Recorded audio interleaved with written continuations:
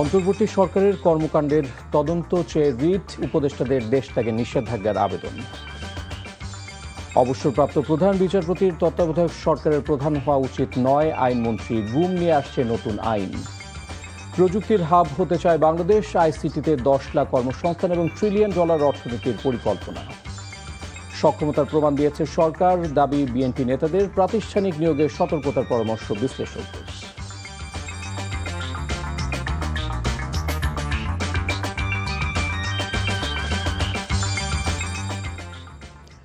আসসালামু আলাইকুম, মোহাম্মদ ইফতেখার স্বাগত জানাচ্ছি এনটিভির মধ্যরাতের খবরে। ক্রাউন সিমেন্ট শিরোনাম দেখছিলেন, এবার চলে যাব পুরো খবরে। প্রধানমন্ত্রী তারেক রহমানের সাথে সচিবালয়ে দেখা করে 282 সাংবাদিকের বিরুদ্ধে দায়ের করা মামলা খতিয়ে দেখার আহ্বান জানিয়েছেন সম্পাদক পরিষদের নেতারা। প্রধানমন্ত্রী তাদের দাবি ইতিবাচকভাবে বিবেচনার আশ্বাস দেন। বৈঠক শেষে সম্পাদক পরিষদের নেতারা গণমাধ্যমকে বলেন, গণতান্ত্রিক গণমাধ্যম ব্যবস্থা গড়ে তুলতে তারা একমত হয়েছেন। অন্যদিকে রোববার সচিবালয়ে তথ্যমন্ত্রীর সঙ্গে দেখা করেন টেলিভিশন এডিটর্স কাউন্সিলের নেতারা। বৈঠকে স্বাধীন ও গ্রহণযোগ্য সম্প্রচার কমিশন গঠনের দাবি জানান তারা। তথ্যমন্ত্রী তাদের দাবি বিবেচনার আশ্বাস দেন। 94 জন হত্যা মামলার তারা আসামি হিসেবে, তো সেটা আমরা প্রধানমন্ত্রীর কাছে সেই লিস্ট দিয়ে, এই সাংবাদিকদের বিরুদ্ধে হত্যা মামলা এবং এত ধরনের মামলা, এটা গণতান্ত্রিক দেশের পরিবেশের জন্য ভালো নয়। এনি নিউজ এটা পাবলিক করার আগে তাকে দুটো ডেস্কে তাকে ফিল্টারিং এর মধ্যে যেতেই হবে। অন্তর্বর্তী সরকারের জারি করা গুম কমিশন অধ্যাদেশের বেশ কিছু ধারা অপরাধীদের পক্ষে গেছে বলে মনে করেন আইনমন্ত্রী আসাদুজ্জামান। রোববার বিকেলে রাজধানীর সিরডাপ মিলনায়তনে অংশীজন সভায় এমন কথা বলেন মন্ত্রী। তত্ত্বাবধায়ক সরকারে অবসরপ্রাপ্ত বিচারপতিদের অংশ নেয়ায় বিচার বিভাগের উপর নেতিবাচক প্রভাব পড়ে বলেও মনে করেন আইনমন্ত্রী। আরও জানাচ্ছেন ওবায়দুল্লাহ মামুন। 2009 সালের 6 জানুয়ারি থেকে 2024 সাল পর্যন্ত আইনশৃঙ্খলা বাহিনীর হাতে সংঘটিত গুমের ঘটনাগুলোর অনুসন্ধান করতে অধ্যাদেশের মাধ্যমে স্বাধীন কমিশন গঠন করে অন্তর্বর্তীকালীন সরকার। দীর্ঘদিন অনুসন্ধানের পর রিপোর্টও জমা দেয় সেই কমিশন। বর্তমান সরকার ক্ষমতায় এসে মানবাধিকার ও গুম কমিশন অধ্যাদেশ বাতিল করে নতুন আইন করার ঘোষণা দেয়। কমিশন দুটি গঠনে আইনের খসড়া নিয়ে রোববার রাজধানীতে সরকারি, বেসরকারি, আন্তর্জাতিক সংস্থার প্রতিনিধিদের উপস্থিতিতে অংশীজন সভা করে আইন মন্ত্রণালয়। অ্যাটর্নি জেনারেল ছাড়াও গুমের শিকার পরিবারের সদস্যরাও এতে মতামত দেন। ইনস্টিটিউশনাল অ্যাকাউন্টেবিলিটি এইটার জায়গা থেকে আমার মনে হয় এখনকার যে প্রস্তাবনাগুলো, সেগুলো এই যে লুপহোলসগুলো, আমাদের যে ফাংশনালিটি ছিল, এই লুপহোলসগুলোকে অতিক্রম করে আমরা ইনশাআল্লাহ আরো আপনাদের সাথে কথা হবে। এবং এগুলোর আমরা 12-14 বছর ধরে আমার স্বামী গুম হয়ে আছে। আমরা পরিবার বারবার সবসময় মনে করেছি যে হয়তো উনি ফিরে আসবেন। হয়তো এটাও চিন্তা করেছিলাম যে 5 তারিখের পরে হয়তো অন্তত আমরা একটা বিষয়ে আমরা জানবো, ফিরে আসবে বা না আসবে, তার পরিণতি বা তার অবস্থান বা যে কোনো একটা কিছু আমরা জানতে পারবো, কিন্তু আসলে আমরা কিছু জানিনি। নিজের বক্তব্যে অন্তর্বর্তী সরকারের অধ্যাদেশ বাতিলের প্রেক্ষাপট তুলে ধরেন আইনমন্ত্রী। সুপ্রিম কোর্টের একজন বিচারপতিকে যেভাবে রিমুভ করা যায়, কিন্তু যেভাবে কি কারণে করা যাবে সেটা সুপ্রিম কোর্টের বিচারপতিদের কোড অফ কন্ডাক্ট আছে, কিন্তু মানবাধিকার কমিশনের চেয়ারম্যানদের কোনো কোড অফ কন্ডাক্ট ছিল না এখানে। ভবিষ্যতে তত্ত্বাবধায়ক সরকার প্রধান হিসেবে অবসরপ্রাপ্ত প্রধান বিচারপতিদের যোগ দেওয়ার বিপক্ষে মত দেন। কোনো চিফ জাস্টিসের কেয়ারটেকার গভর্নমেন্ট হওয়ার দরকার নাই। আপনি প্রধান বিচারপতিকে কেয়ারটেকার গভর্নমেন্টের প্রধান করতে চাবেন, উনি রিটায়ারমেন্টের পরে হিসাব কষা শুরু করবে। আমরা এই জায়গাগুলো রিথিঙ্ক করি। আইন প্রণয়ন বিষয়ে দ্রুত সরকারের অবস্থান পরিষ্কার হবে বলেও জানান মন্ত্রী। Obaidullah Mamun, NTV news, Dhaka.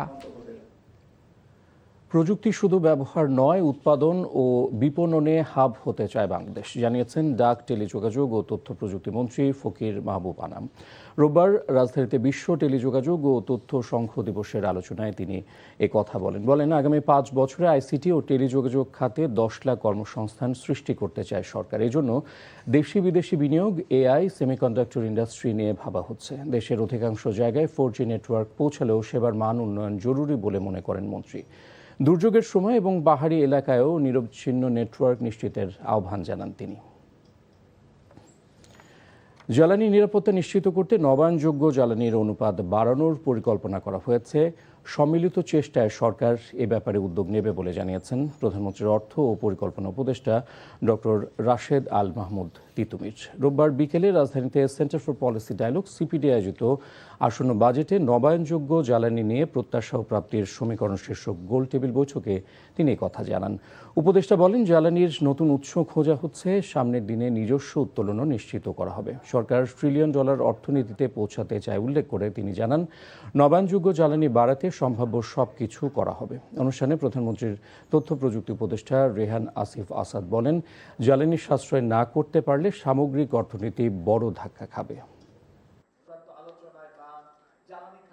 আমাদের সরকার জ্বালানি নিরাপত্তার ক্ষেত্রে বিভিন্ন জ্বালানি উৎস এক, দ্বিতীয় হচ্ছে যে দেশীয় এক্সপ্লোরেশনকে গুরুত্ব দেবে, তৃতীয় নবায়নযোগ্য জ্বালানির অনুপাত বাড়াবে, চতুর্থ জ্বালানি নিরাপত্তার জন্য বেঞ্চমার্ক করবে।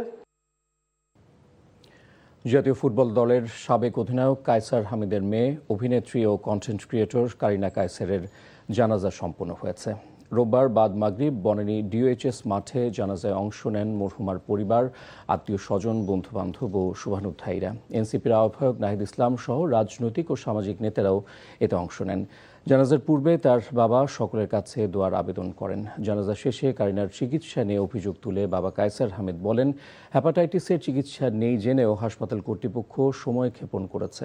আগে জানালে কারিনার লিভার প্রতিস্থাপন করা যেত বলে মন্তব্য করেন তিনি। পরে কেন্দ্রীয় শহীদ মিনারে আরেক দফা জানাজা অনুষ্ঠিত হয় জুলাই যোদ্ধা কারিনা কায়সারের।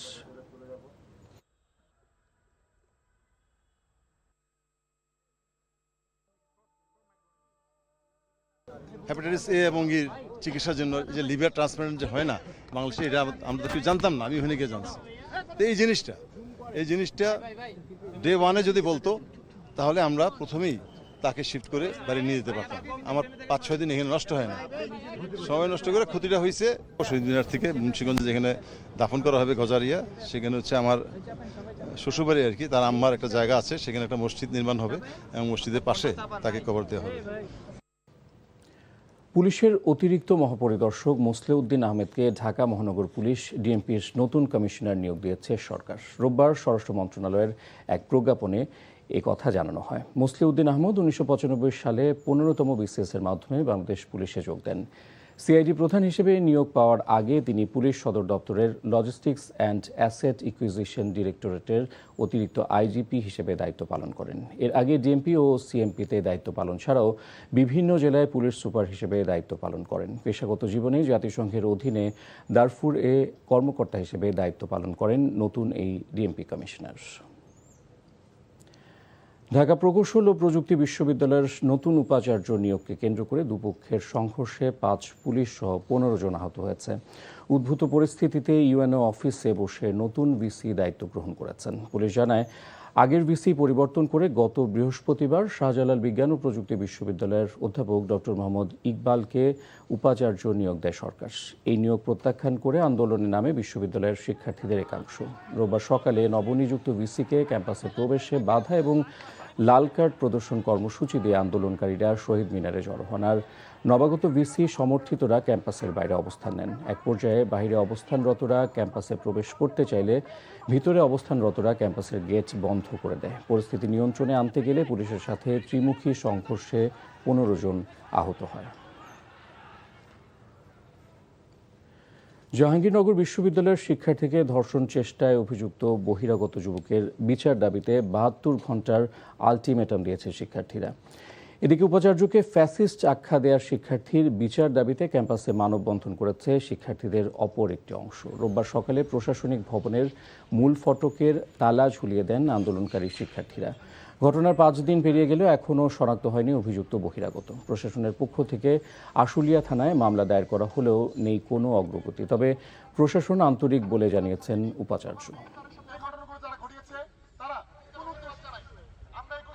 যিনি অপরাধী তিনি কোনো ধরনের ডিভাইস ব্যবহার করেননি বলে আমরা শুনেছি, সেই জন্য অপরাধীকে চিহ্নিত করার ক্ষেত্রে একটু সময় লাগছে, কিন্তু তারা বলছে যে এতে অগ্রগতি আছে এবং আমরা আশা রাখতে চাই যে অতি দ্রুতই অপরাধী গ্রেপ্তার হবে এবং আইনের আওতায় এসে সে শাস্তি দেওয়া হবে। এদিকে পটুয়াখালী বিজ্ঞান ও প্রযুক্তি বিশ্ববিদ্যালয়ের উপাচার্য ডক্টর কাজী রফিকুল ইসলামের অপসারণের দাবিতে 7ম দিনের মতো অবস্থান কর্মসূচি পালন করেছেন শিক্ষক, কর্মকর্তা, কর্মচারী ও শিক্ষার্থী ঐক্য পরিষদ। রোববার সকাল থেকে প্রশাসনিক ভবনের সামনে জড়ো হন শিক্ষক, কর্মকর্তা ও কর্মচারীরা। উপাচার্যের অপসারণের এক দফা দাবিতে ক্যাম্পাসে মিছিল সমাবেশ করে তারা। এদিন ভিসি, রেজিস্ট্রার ও ট্রেজারার ক্যাম্পাসে আসেননি। আন্দোলনের ফলে বিশ্ববিদ্যালয়ের সকল শিক্ষা, প্রশাসনিক ও একাডেমিক কার্যক্রম অচল হয়ে পড়েছে। ঈদুল আজহায় পশু কুরবানির সামনে রেখে গরু মোটা তাজাকরণে ব্যস্ত সময় পার করছেন নরসিংদীর খামারি ও কৃষকেরা। সম্পূর্ণ দেশীয় পদ্ধতিতে মোটা তাজাকরণ করায় ঢাকাসহ পার্শ্ববর্তী জেলায় এই অঞ্চলের গরুর চাহিদাও অনেক বেশি। এবার কয়েকটি খামারে ওজন করে বিক্রি হচ্ছে দেশীয় কোরবানির গরু। নরসিংদী থেকে বিশ্বজিৎ সাহার পাঠানো রিপোর্ট।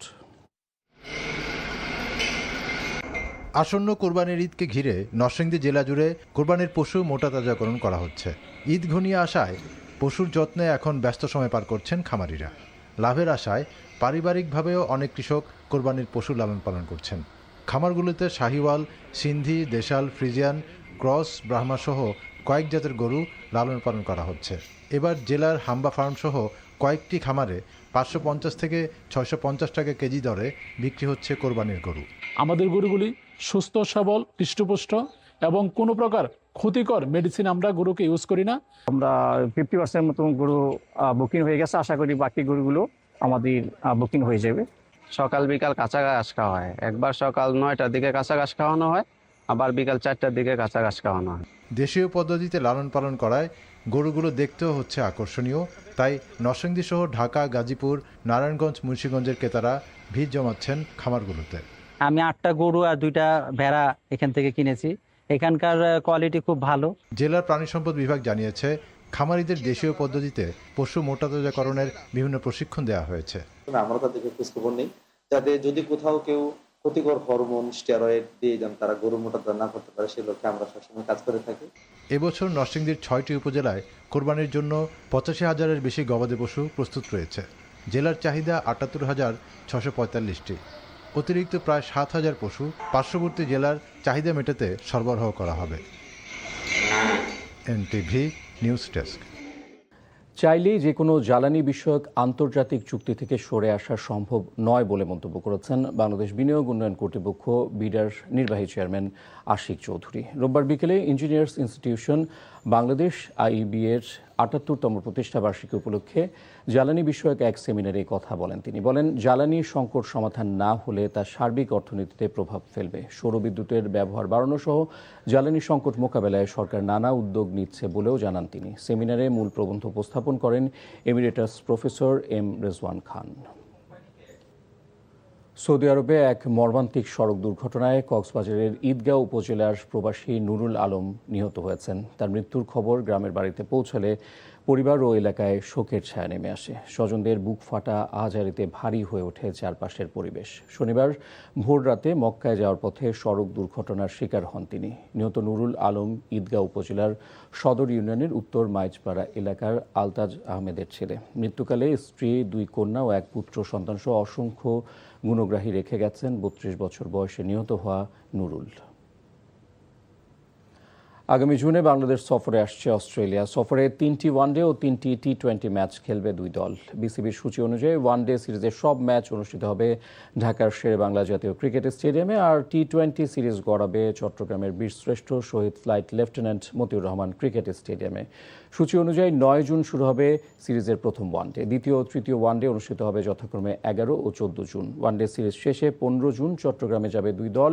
সেখানে 17 জুন শুরু হবে টি-20 সিরিজ। সূচিতে ম্যাচের ফাঁকে রাখা হয়েছে অনুশীলন ও বিশ্রামের দিনও। সফর শেষে 22 জুন বাংলাদেশ ছাড়বে অস্ট্রেলিয়া দল। আর এই ছিল মধ্যরাতের খবর। এই খবরের ভিডিও সহ আপডেট জানতে ভিজিট করুন এনটিভি অনলাইন www.ntvbd.com। এছাড়াও এনটিভির জনপ্রিয় সব অনুষ্ঠান ও খবরের আপডেট জানতে ভিজিট করুন আমাদের ইউটিউব ও ভেরিফাইড ফেসবুক পেজ। ধন্যবাদ সবাইকে। শুভরাত্রি।